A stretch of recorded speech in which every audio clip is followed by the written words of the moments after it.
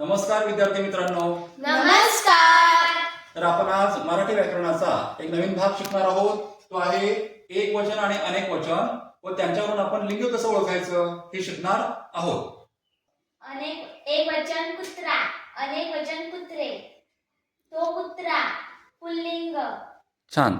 दुसरा वाच. एक वचन रस्ता, अनेक वचन रस्ते. तो रस्ता पुल्लिंग. छान, व्हेरी गुड. तिसरा शब्द वाच. आसू, आसवे. हा, याचं लिंग कोणतं? ते आसू. ते आसू.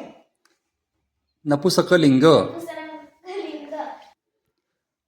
हा दीक्षा, पुढचा शब्द वाच. एक वचन जळू, अनेक वचन जळवा. तो जळू पुल्लिंग. छान. पुढचा वाच. एक वचन केळे, अनेक वचन केळी. ते केळे नपुसकलिंग. Very good. तुम्ही इथं बघू शकाल एकूण लिंग किती असतात रे व्याकरणामध्ये?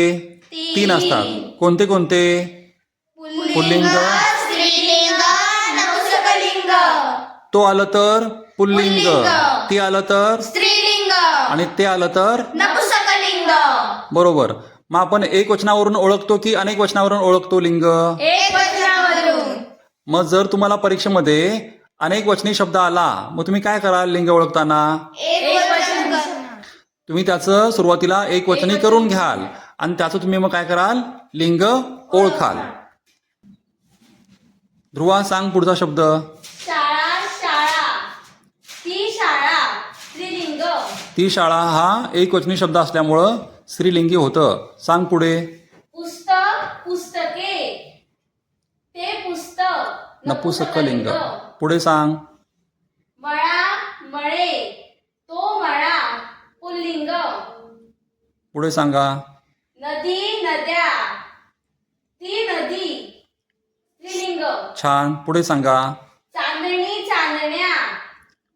ती चांदणी. स्त्रीलिंग. खूप छान. समर्थ, तू सांग. तारीख, तारखा. ती तारीख स्त्रीलिंग. बरोबर. द्राक्ष, द्राक्षे.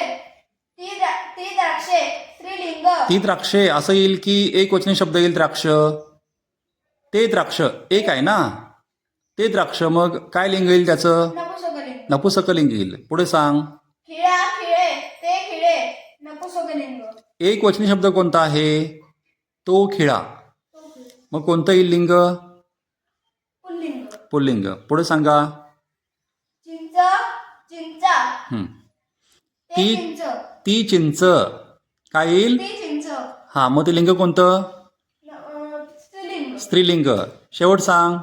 हंस, हंस. हा, हंस काय तर अनेक वचन? तो हंस हंस राहतं. तो हंस. मग काय येईल? पुल्लिंग. पुल्लिंग. खूप छान.